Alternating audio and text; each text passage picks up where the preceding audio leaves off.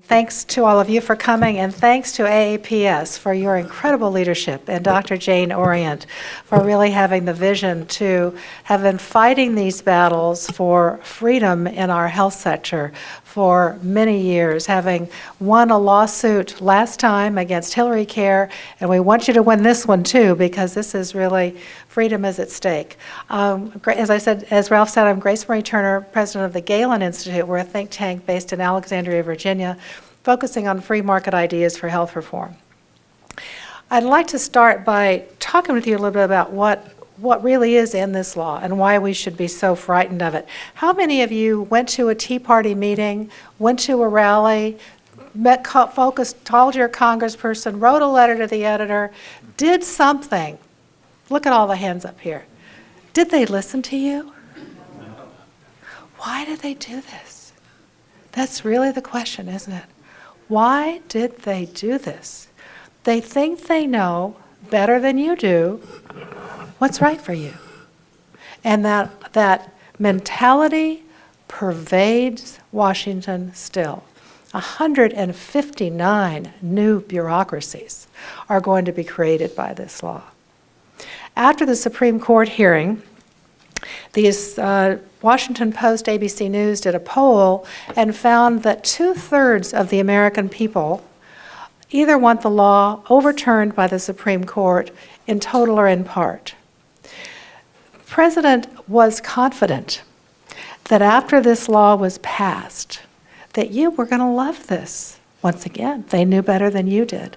I talked a couple of months ago with a Democrat, now former Democrat member of Congress, who said, when I woke up and heard that Nancy Pelosi and the president had made a deal after Scott Brown was elected in Massachusetts and said, we're going to go through and we're going to jam this thing through anyway, he said, I knew it was over for me. He said, I didn't sleep a week that night. He said, I knew that I was going to be forced to vote for this, and it was the end of my career. He was absolutely right. He said, I went to the White House. They brought in the people who they were worried about. We're going to talk to the president. He's going to make sure that you're comfortable here voting for this. This was in March of 2010. And he said, the president looked me in the eye, and he said, I promise you that if you vote for this, the American people are going to be thanking you. And they are going to be angry with you if you vote against this. And I'm sure you saw some of the recent studies. Even Barney Frank is now saying what a terrible mistake it was to pass this law. James Carville said the day after they passed it, not James Carville, Pat Caddell, Democratic pollster, said, the American people hate this. It is going to go on and on and on until we get rid of it. And yet, when I talk to people around the country, they don't really know what's in the law. How can you know 2,700 pages? We know because we read it and we wrote the book about it. But most of the American people don't know what's in it. But they know it takes away our freedom.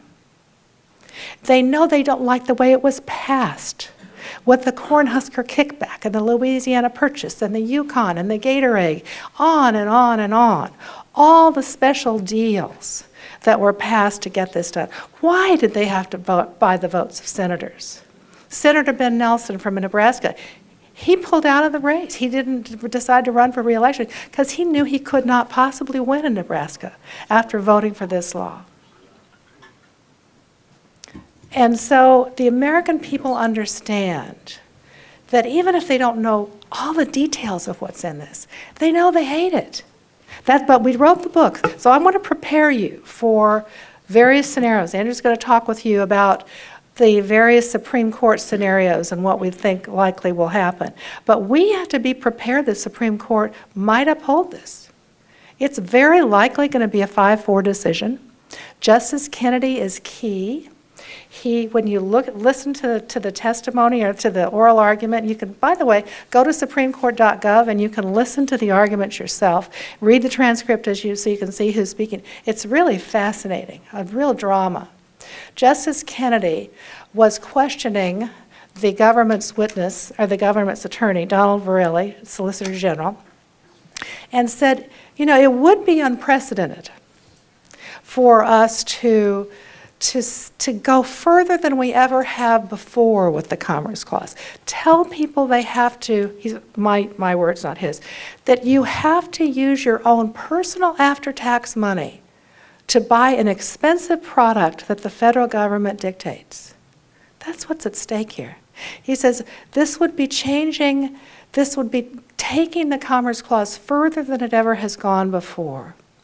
Wouldn't that fundamentally change the relationship between individuals and the government? Absolutely. If they can, not within their taxing power, nowhere in the legislation do they call the penalty for not buying insurance a tax. It is collected through your taxes, but it's a penalty, not a tax. By the way, you've heard that, the first day on Monday, it's not a tax. Tuesday, they argued it is a tax. One of the justices pointed that out. Which is it? He said, well, it's a tax penalty. But if they can tell us that we have to use our own personal money to buy a product that now the CBO says is going to cost $20,000 a year for a family, under penalty of federal law, where's it going to stop? This long-term care provision, the Class Act in the law, which the administration just said, well, we can't implement this because it's voluntary. People could decide to not buy it, and we're only going to get sick people, so we can't implement this. The House has tried to repeal it. Senate won't take it up. President says, I'll veto it. Guess what? Because they think if the Supreme Court upholds the individual mandate, guess what's next? We all have to buy long-term care insurance. We're not going to have any money left for food or rent when they're done with it, with all their political priorities. So it's really impossible to talk about all of the things that are wrong within this, but just the two things that are before the Supreme Court are the mandate that you have to use your own personal after-tax dollars to buy a private product that the federal government mandates, and the mandate that the states must expand their Medicaid rolls to up to families making $30,000 a year, 133% of poverty, or lose all of their Medicaid money. So those are really the two questions, that this is fundamentally the questions about the constitutionality. The whole law is not being challenged. Only these two provisions. As you all know, they did not put a severability clause in this. It could be sloppiness. This was never the version that was intended to pass. It was slammed through on Christmas Eve in a gigantic snowstorm in Washington, buying all these votes, and they said, we'll fix this later. Hello, Scott Brown. Then either they had to take this sloppy Senate bill or not get health reform through. So the fact that it doesn't have a severability clause, it used to. An earlier version did, so they took it out. Whether or not it was just sloppiness or deliberate dare, saying you wouldn't dare strike down the whole thing if we tell you can't sever the individual mandate. After the government said 14 times in the lower courts that the mandate is essential to passage of the whole law. But the question of whether or not they can declare the constitutional mandate or the individual mandate constitutional or not, Medicaid mandate constitutional or not, or throw the whole thing out, or parts of it. There is a chance that they may decide that all of the things that are egregious associated with the individual mandate are in Title I. So that means the exchanges go away.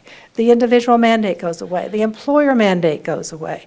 All of the subsidies, the $1 trillion of new subsidies, all the insurance regulations.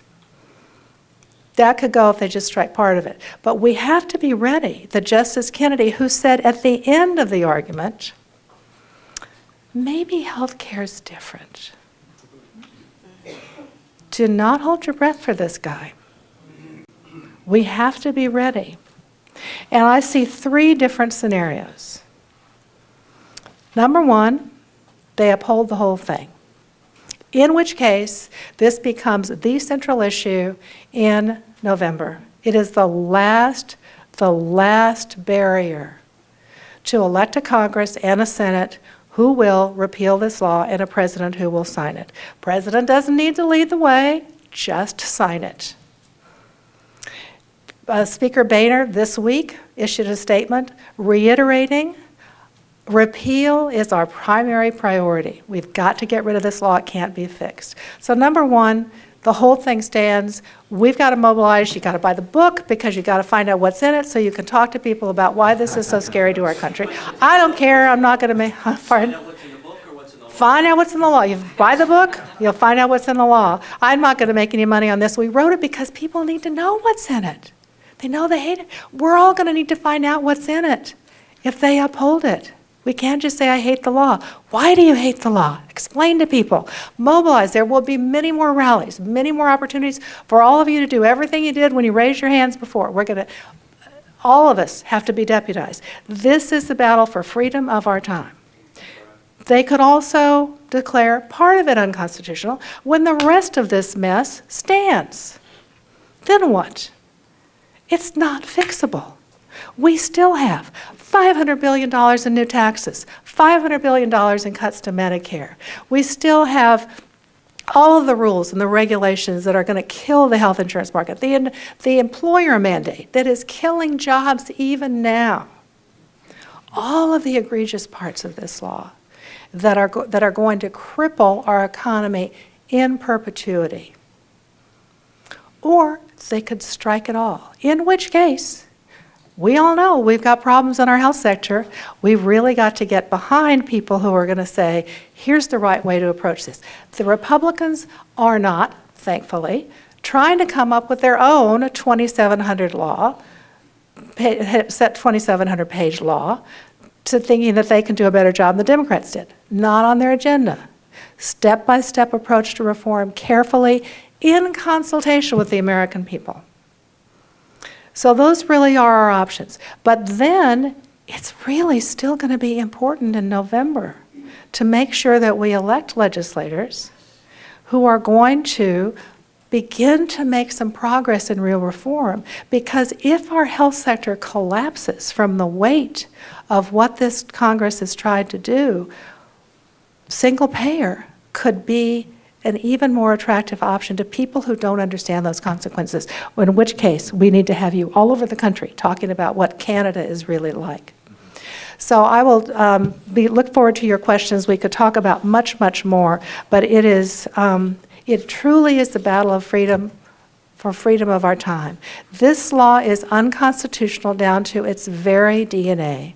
Religious Freedom, Independent Payment Advisory Board, Patient-Centered Outcome Research Institute, all of the ways in which they're trying to put control over health care in the hands of Washington bureaucrats and not the fine, wonderful, committed physicians here and in your communities at home that are trying to do the right thing for our healthcare system, for our country, and for freedom. Thank you.